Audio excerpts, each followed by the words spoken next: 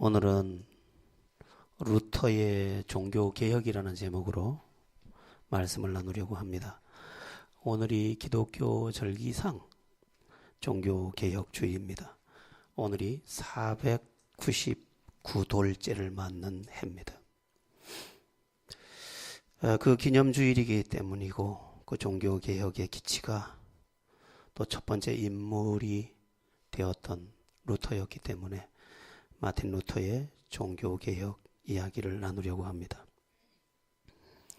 종교개혁이 뭡니까? 종교개혁은 성경적 신앙으로 바르게 돌아가는 운동을 말합니다.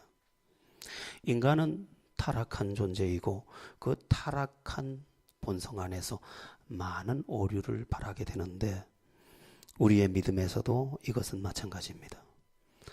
때로는 잘 하려고 한 것까지 포함해서 오류가 되는 경우가 허다하게 많으므로 우리는 다시 성경이 무엇이라고 말하고 있는지를 보고 성경으로 돌아가야 한다는 것입니다. 우리의 믿음이 어떤 관습에 매이거나 내 자신의 생각에 매여서 성경을 잘못 적용했거나 해석했던 오류가 있을 수 있었기 때문에 그것을 본래의 자리로 돌아오게 하는 것, 그게 개혁입니다. 의외로 잘 믿는 것 같은 사람들에게 오류가 많이 있습니다. 본래 그렇습니다. 옳다고 여기는 일에 더 큰 문제가 발생할 확률이 많습니다. 자기가 잘못했다고 인정하면 돌아서기가 쉬운데 자기가 옳다고 여기기 때문에 더욱 돌아서기가 어려워지는 것입니다. 친구가 서로 싸울 때 왜 싸우느냐? 서로 옳기 때문에 그것을 물러설 수 없는 것입니다.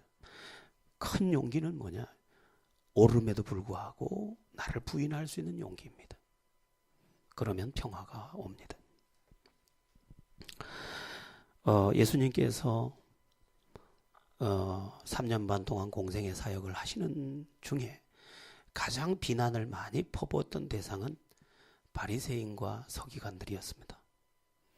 그런데 이 바리새인과 서기관들은 그 당시로 말하면 정말 대단한 신앙인들이었습니다. 바리새인들은 기본적으로 모세오경, 창세기, 출애굽기, 레위기, 민수기, 신명기를 통째로 다 외우고 있었습니다. 한 글자도 빼지 않고 다 외우고 있었습니다. 거기에다가 이들은 일주일에 2번 금식을 하지 않는 때가 없었습니다. 또 이 사람들은 일주일에 1번 이상 구제를 행했습니다. 그러니까 가난한 자들을 향해서 늘 먹을 양식을 주었습니다. 그들은 은나팔을 들고 다니면서 나팔을 붑니다. 그럼 사람들이 몰려오면 긍휼이 있을지어다 하면서 그들에게 먹을 양식을 주었습니다. 뿐만 아닙니다. 이들의 옷은 거룩하기 그지없었습니다. 그들의 표정에도 은혜가 항상 넘쳤습니다. 그들의 말은 권위가 있었습니다. 그들은 또한 사회적인 거대한 성공을 이루고 있었습니다. 우리나라로 말하면 국회의원에 해당하는 공회원들이 대부분이었습니다. 사람들의 칭송을 다 한 몸에 받기도 했습니다. 그러니까 오늘날로 말하면 성공한 그리스도인들, 부러운 그리스도인들이었습니다. 그러나 예수님은 그들을 향해서 뭐라고 말씀하셨느냐? 독사의 자식들아, 회칠한 무덤이. 사정없이 그들을 책망하셨습니다. 왜 그랬을까요? 그들은 성경에 근거한 믿음이 아니라 자기들이 만든 전통의 근거를 두고 믿음을 가졌습니다. 그리고 하나님 앞에서 믿은 것이 아니고 사람 앞에서 믿었습니다. 예수님께서 심지어 제자들과 그들 앞에서 이렇게 말씀하셨습니다. 사람에게 보이려고 의를 행치 않도록 조심하라. 네가 기도할 때 골방에 들어가 은밀한 중에 계신 하나님께 은밀한 중에 구하라. 은밀한 중에 계신 하나님께서 은밀한 중에 갚으시리라. 네 오른손으로 하는 것을 왼손이 모르게 하라. 은밀한 중에 보시는 하나님께서 갚으시리라고 말씀하셨습니다. 무슨 말이냐? 바리새인들은 그렇게 하지 않는다는 것입니다. 사람에게 보이려고 하고, 그리고 겉사람으로 하고 있더라는 것이고, 성경의 본질을 쫓아가는 것이 아니고 자기들의 전통을 따라서 그것이 진정한 믿음인 것처럼 행하고 있더라는 것입니다. 스스로 이제는 말씀을 벗어났는데도 불구하고 말씀을 벗어난지를 모르고 스스로 자기가 거룩한 척 착각까지 하면서 이제 성경에 기록된 오실 구세주 예수가 왔는데도 그조차도 알아보지 못하고 도리어 그를 죽이려고 하는 죄를 범하고 있더라는 것입니다. 인간은 구조상 이런 존재입니다. 내 생각에 익숙하면 그것이 옳은 것이냐 생각합니다. 전통이 마치 진리인 것처럼 착각을 한다는 것입니다. 누가 우리의 교회에 와서 여전도회가 왜 없어요? 교회가 전통교회가 아닌가 보죠. 성경에는 여전도회 없습니다. 성경을 이야기해야 하는 거죠. 무엇이 왜 없습니까? 성경에 어디 그렇게 나와요? 성경을 얘기하라.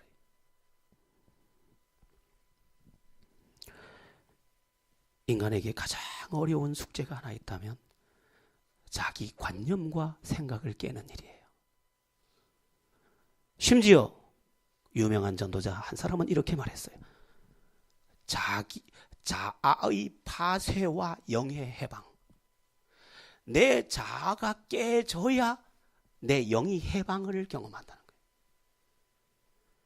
누가 큰 단지를 들고 물을 뜨러 강으로 갔습니다. 강물이 들어오질 않아요. 강물이 도도하게 흐르는데 물이 들어오질 않아. 둥실둥실 떠갈 뿐이에요. 이 물을 어떻게 담을고? 뒤집히면 되는 것입니다. 내가 뒤집혀야 되고 내가 깨지면 되는 거예요. 영의 해방이라는 것은 성령이 올 수도 있고 성령이 나를 주장할 수도 있게 되는 비결은 뭐냐? 내가 깨져야 되는데 내가 안 깨지고 내 전통의 울타리, 내 생각의 울타리, 내 고정관념의 울타리, 이래야 된다라는 생각의 울타리에 다 갇혀 있다는 것입니다. A.J. 크로닌이라고 하는 유명한 작가가 있죠. 그분이 쓴 성체라는 책도 있고 천국의 열쇠라는 책도 있죠. 저는 제가 예수 믿기 전에 그 책을 봤어요. A.J. 크로닌의 천국의 열쇠라는 책을 보고 이게 뭔 얘기야? 도대체 무슨 얘기를 하려는 거야? 나는 천국의 열쇠라는 제목의 책이기 때문에 뭔 열쇠가 든 줄 알았더니 열쇠가 안 보여. 나중에 제가 예수를 믿고 죄사함을 경험하고 십자가를 경험하고 난 뒤에 그 책의 그 메시지를 이해하게 됐습니다. 거기 보면 이런 이야기가 나와요. 어떤 사제가 이제 중국 선교사로 갔어요. 중국에 가보니까 너무너무 형편들이 어려워요. 그래서 자기가 사제인 척하고 옷을 거룩하게 입고 그렇게 하고 있기에는 너무너무 자기 양심이 편치 않아. 그래서 사제임에도 불구하고 옷을 걷어붙이고 흙을 온몸에 칠을 하면서 남의 집 부뚜막을 칠해줘요. 그때 뒤에서 수근거리는 소리가 들려와요. 아이고, 신부가 돼가지고 옷에 흙칠이나 하고 신부가 아닌가 보다. 수근거리는 사람들이 누구냐? 바로 충성되다고 생각하는 수녀들이에요. A.J. 크로니는 이렇게 질문하고 있는 것 같이 보였습니다. 제 눈에. 그러면 그 거룩해 보이는 옷이 천국의 열쇠냐? 그러면 그렇게 권위 있어 보이는 그 모습이 천국의 열쇠냐? 아니면 그럴듯한 예배 형식이 천국을 여는 열쇠냐? 아니라는 거예요. 그럼 천국의 열쇠는 뭐냐? 진정으로 예수를 만나서 변화받은 그 심령이 행하는 그 선한 섬김 속에 천국이 있더라는 거예요. 열쇠가 어디에 있느냐? 열쇠가 오늘 우리는 얼마나 엄청난 오류를 범하고 있는지 몰라요. 종교개혁주의는 우리를 새롭게 개혁해야 되겠다고 다시 결심하는 주간이에요. 여러분, 어쨌든 우리는 개혁되어야 합니다. 그때는 그것이 그때의 필요를 따라서 옳아 보였어도 오늘 다시 성경으로 개혁을 해야 돼. 그게 개혁주의예요. 역사적인 종교개혁 이야기를 한번 해보겠습니다. 기독교 역사에서 획기적인 종교개혁은 1517년 10월 31일, 날짜로 치면 내일 일어나게 됩니다. 그러면 어떤 종교개혁이냐? 성경에서 벗어난 그 당시에 기독교인, 오늘날의 천주교의 잘못된 신앙을 성경적 신앙으로 돌아서는 개혁이었습니다. 많은 사람들이 가지는 오해 가운데 한 오해가 이런 게 있습니다. 개신교라고 하니까 구교에서 개혁해서 나온 종교다 이렇게 착각합니다.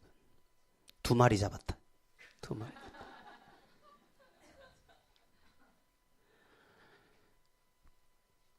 구교에서 개혁되어서 나온 게 신교다 이렇게 생각해서 뭐라고 여기느냐?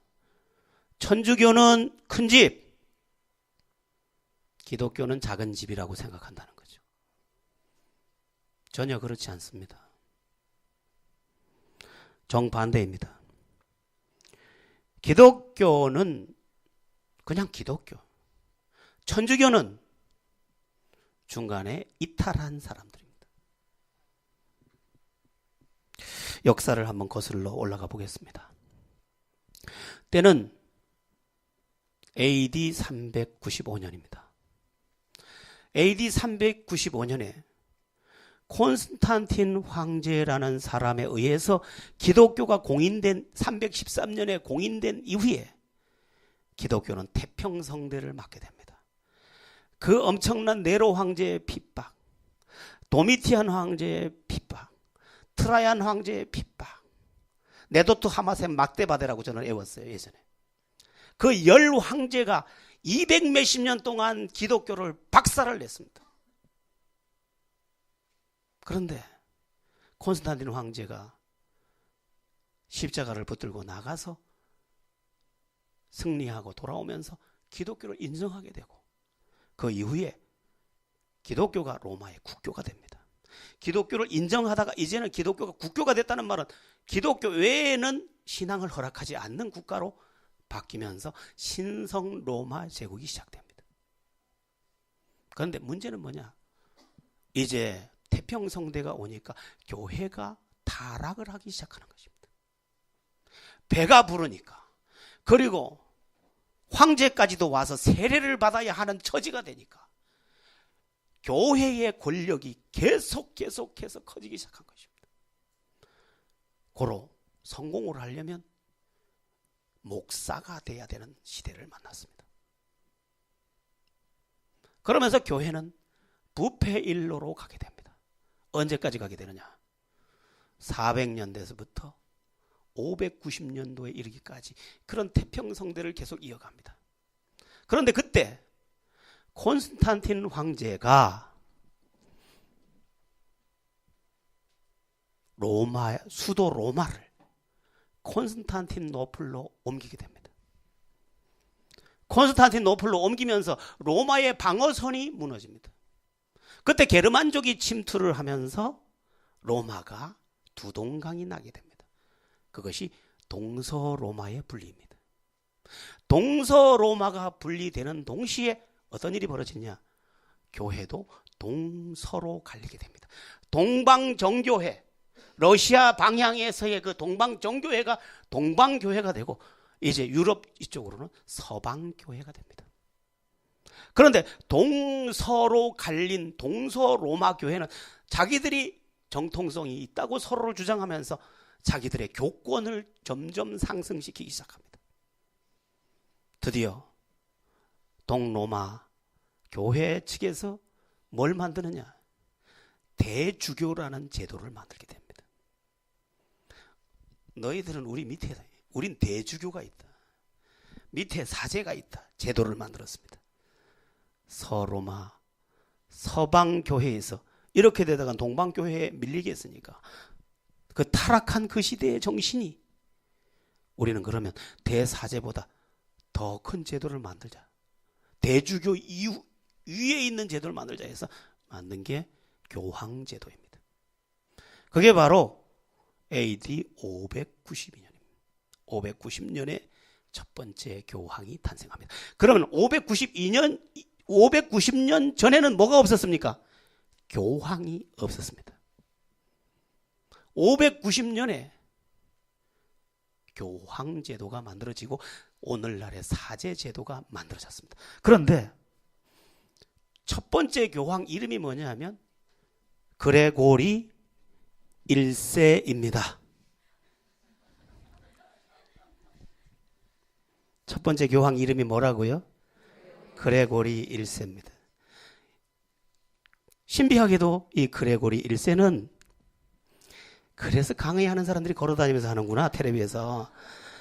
그런데 말입니다. 그레고리 1세는 굉장히 경건한 사람이었습니다.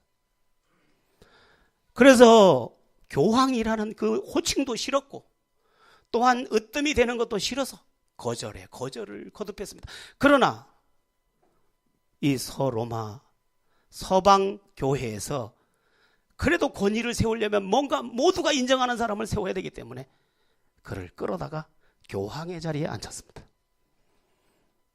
그레고리 1세가 물었습니다.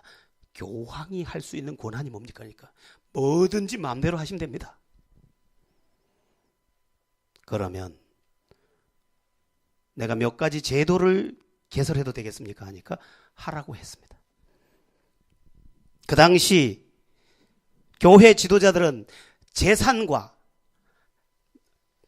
넘치는 재산과 더불어 뭐를 가지고 있었느냐?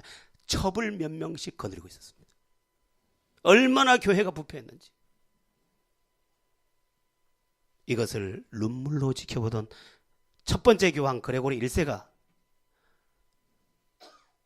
첫 번째 1번 썼습니다. 성직자들의 결혼 금지.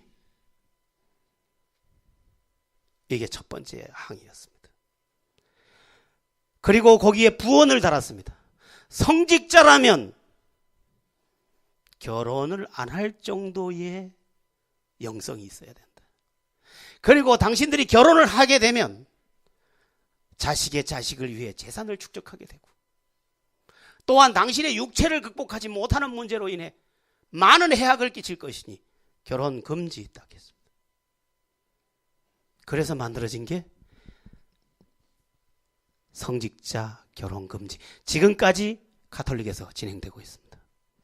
그러면 590년 이전에 성직자들은 결혼을 했을까요? 안 했을까요?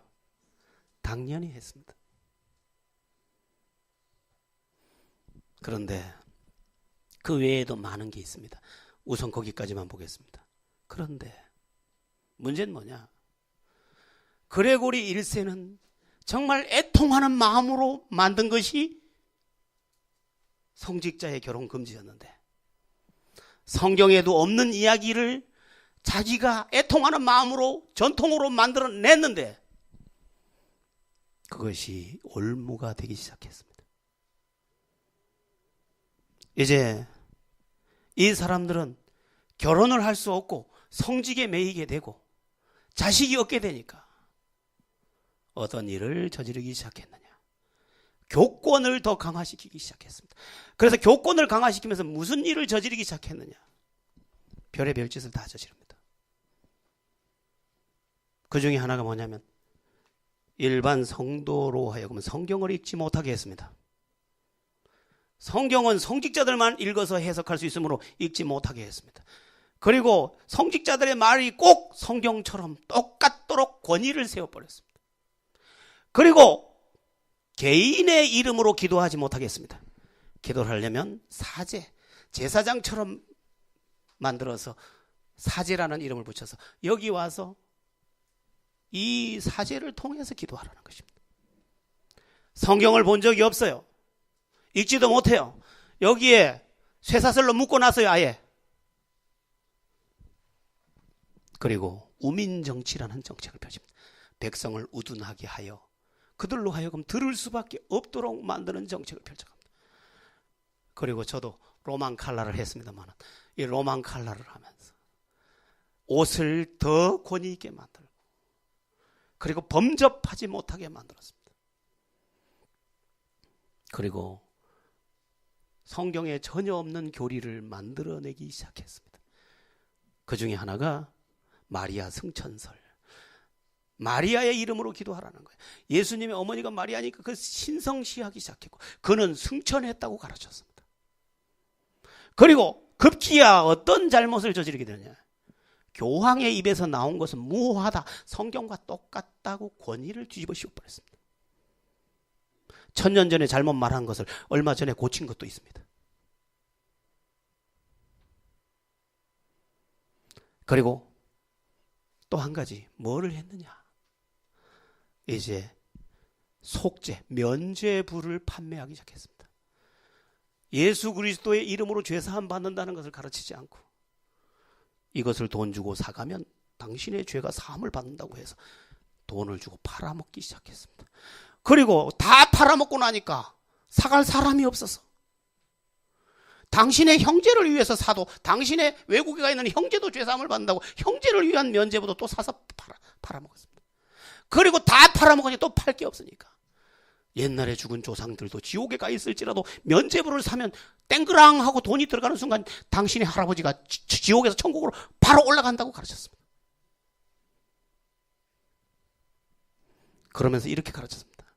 여러분 악한 자들이여, 당신이 면죄부를 사는 순간, 당신이 헌금함에 돈을 넣는 순간 그 돈이 들어간과 동시에 당신의 할아버지가 구원을 받는데 어찌하여 면죄부를 사지 않는가, 이 악한 자들아, 이렇게 말했어요.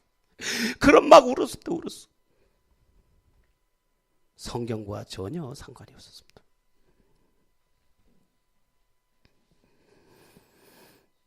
그렇게 교회는 타락해갔고 중세의 암흑시대는 계속되었습니다.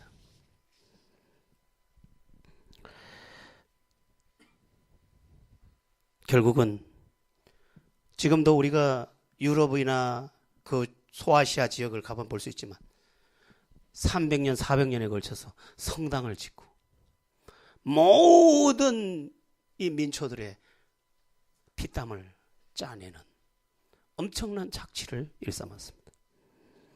심지어 교황이 그레고리 7세 같은 사람은 독일 황제 취임식 때 발가락으로 관을 씌워줬습니다. 신의 은총이 함께할지어다. 다리 짧아서 미안합니다. 그렇게 교회가 타락일로를 걸어갔습니다. 그러면 이러한 교권주의가 팽배한 그리고 잘못된 이 성경과 전혀 상관없는 가르침이 모든 전 유럽을 뒤덮고 있는 이것을 어떻게 개혁을 했을까? 불가능했습니다. 사실은 한 사람 또는 누군가가 이것을 바꾼다는 것은 불가능했습니다. 왜냐하면 종교법이라는 게 있는데 종교법에 의하면 신을 모독하는 것은, 그리고 교황과 그 모든 종교의 제도를 모욕하는 것은 즉시 그 자리에서 죽일 수 있었습니다. 종교법이 사회법을 능가했습니다. 그러나 하나님은 종교의 개혁을 준비하셨고 이루어 가십니다. 자, 역사적인 것을 또 한번 나눠보겠습니다. 종교개혁은 독일에서 시작됐는데 1517년 조금 전에 말씀드렸던 마틴 루터라는 사람에 의해서 시작되고 이루어집니다. 1517년 10월 31일 비텐베르그 대학 교수였고 또 그 당시 신부였던 34살의 마틴 루터가 비텐베르그 대학 정문에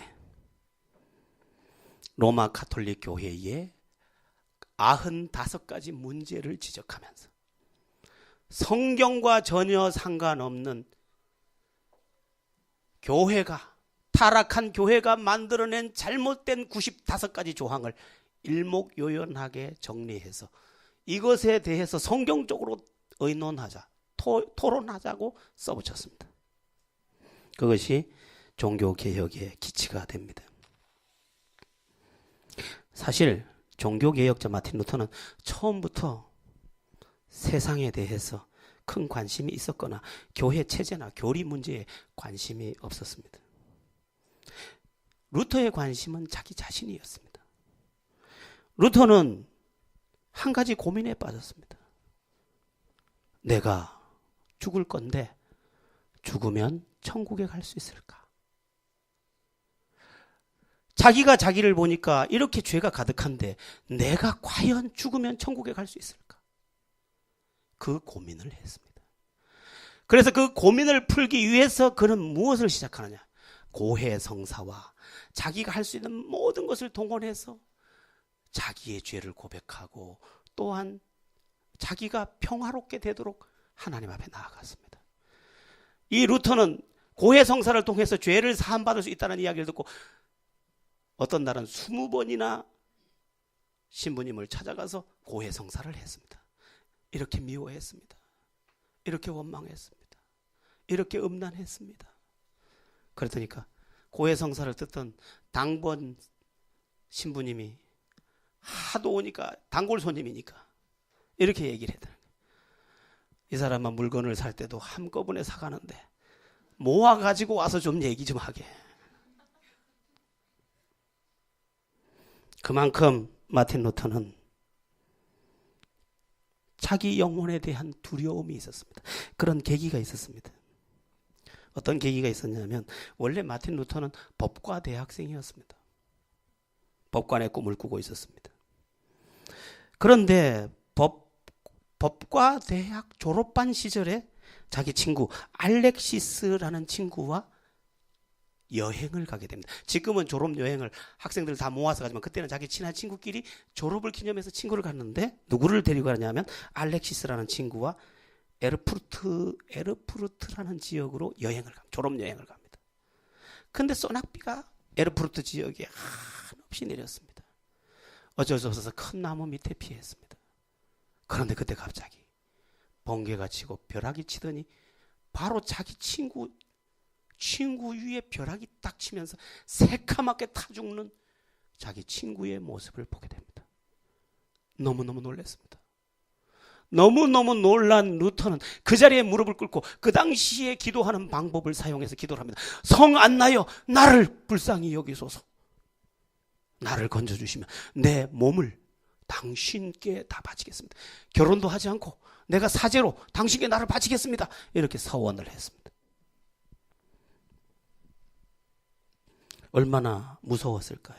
그리고 인간의 본질적인 문제가 결국 인간은 죽을 것인데 이 죄의 문제와 이 저주의 문제에서 어떻게 벗어날까 하는 고민이 그를 지배하게 된 것입니다. 그 고민이 얼마나 심했는지 그는 중병에 걸릴 정도였고 중병에 걸렸지만 자기가 하나님께 서원한 게 있었기 때문에 어거스틴파에 속하는 수도원의 수도사로 입문을 하게 됩니다. 그래서 이제 사제가 됩니다.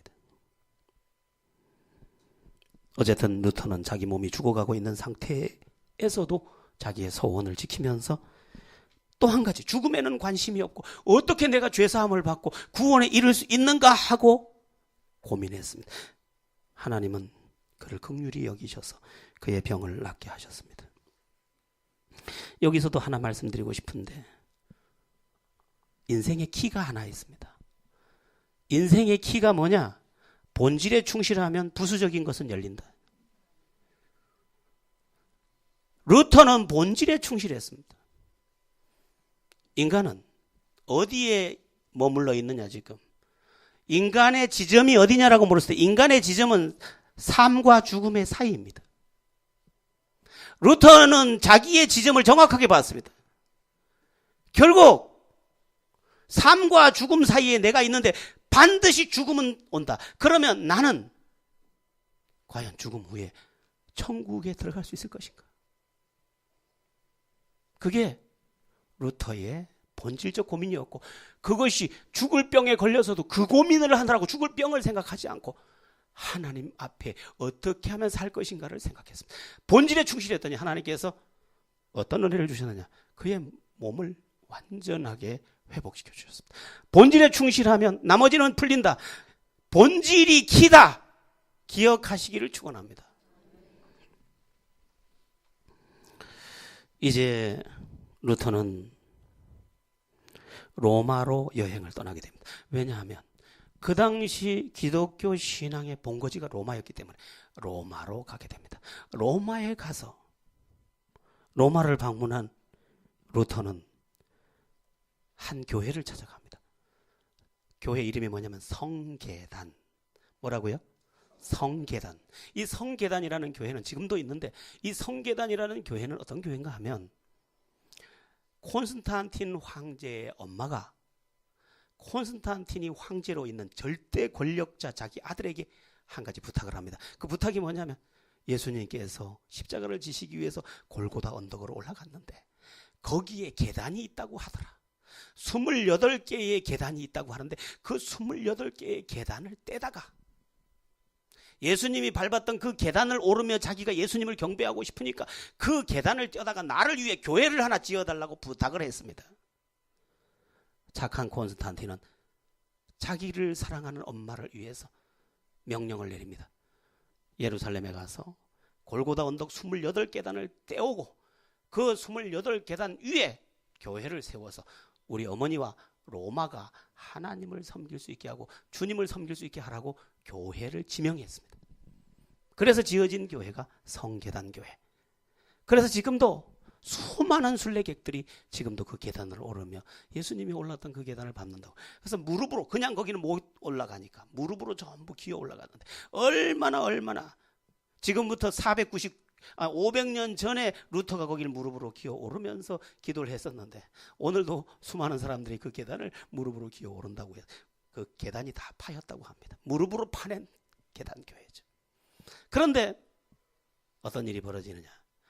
로마에서 매일매일 기어 오르던 이 성계단에서 한 계단 한 계단 올리면서 그냥 올라간 게 아니라 무릎으로 한 계단 올라가서 그 계단에 다시 입 맞추고 또 한 계단 올라가서 입 맞추고 그렇게 자기 안에 죄사함이 이루어지기를 간절히 원하면서 계속 올랐는데 아무리 기어 올라도 무릎에 피가 나고 다른 사람은 하다가 쉬기도 하지만 쉬지도 못한 채 하루 종일 올라가도 영혼의 평안은 경험할 수 없었습니다. 어떻게 된 걸까? 어떻게 해야 내가 죄사함을 경험하고 내가 죽어도 천국에 갈 수 있을까? 왜? 자기 친구가 죽는 것을 직접 봤고 저주가 임하는 것을 직접 봤기 때문에. 어느 날 밤이었습니다. 어느 날 밤이었다고요? 네. 어느 날 밤이었습니다. 괜찮아요, 괜찮아. 잠은 낮에도 주무시는 거예요, 원래. 어느 날 밤이었어요. 근심에 젖은 그의 눈에 그리고 그의 귀에 광채가 스미듯 그리고 하늘의 음성 같은 신비한 것이 자기에게 다가왔습니다. 그리고 그 광채에 이끌려서 성경을 폈는데 그 성경이 오늘 우리가 읽은 로마서 1장 17절 본문이죠. 루터는 바로 이 1장 17절을 펼치게 됩니다. 우리 같이 함께 1장 17절을 우리가 이미 읽었습니다마는 한 번 더 읽어보겠습니다. 함께 합독합니다. 시작. 복음에는 하나님의 의가 나타나서 믿음으로 믿음에 이르게 하나니 기록된 바 오직 의인은 믿음으로 말미암아 살리라 함과 같으니라. 아멘. 우리 번역은 조금 문제가 있습니다. 실제 번역은 이렇게 되어 있습니다. 의롭게 되는 것은 믿음이니라.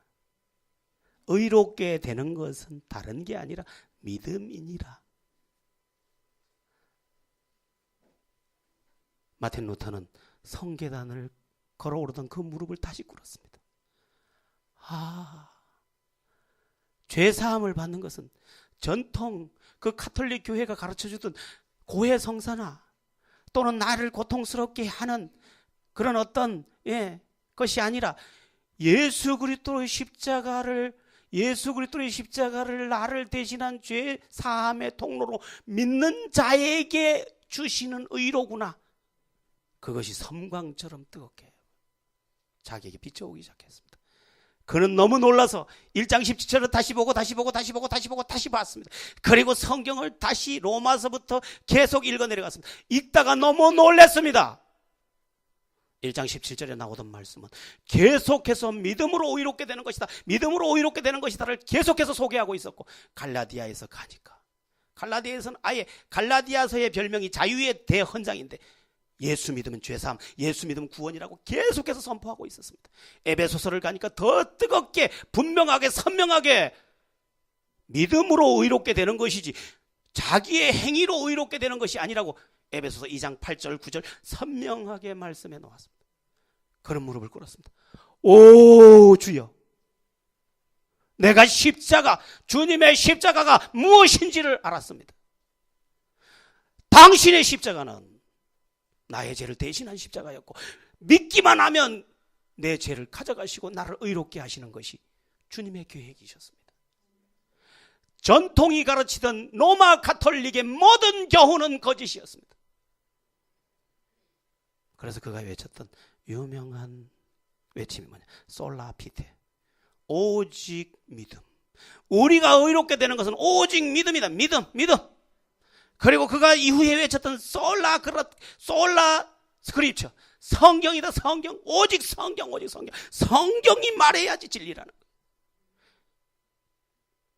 그러면서 종교개혁의 기치를 들기 시작하고 자기 영혼의 평안이 오기 시작했습니다. 그가 사제가 됐다고 했습니까? 안 했습니까? 사제가 결혼을 했을까요? 안 했을까요? 안 했습니다. 그런데 보니까 교황 제도도 잘못됐고 성경에 전혀 상관없어요. 그가 이후에 결혼했을까요? 안 했을까요? 했습니다. 누구랑 했을까요? 결혼 안 하고 있던 수녀와 했습니다. 수녀에게 말했어요. 이게 성경이다. 수녀와 결혼을 합니다.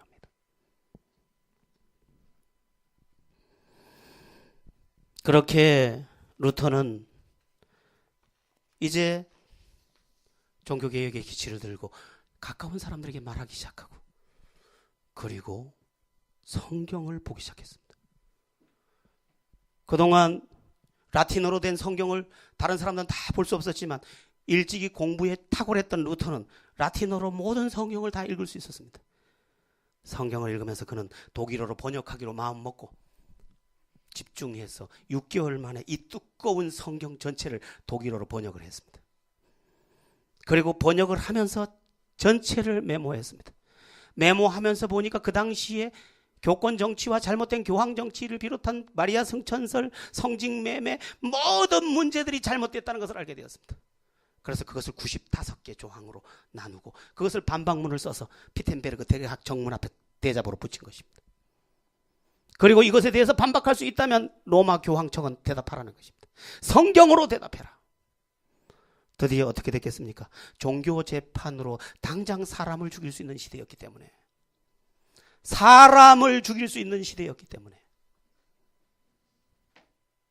그를 국회로 불렀습니다. 누구를 국회로 불렀다는 것은 그 당시 종교 재판이 당장 이루어질 수 있었기 때문에 그날 죽을 수도 있었습니다. 그를 부른 국회 이름이 보름스 국회라는 거예요. 보름스 국회에 잡혀가면서 루터는 이런 생각을 합니다. 오늘 죽을지도 모른다. 그러면서 그가 가면서 불렀던 노래가 바로 내 주는 강한 성이요, 마틴 루터가 쓴 것입니다. 방패와 뭐예요? 병기 되시니, 이거 루터가 쓴 곡입니다. 그리고 보름스 국회를 갔습니다. 그때 이미 마틴 루터는 25권의 책을 쓴 상태였습니다.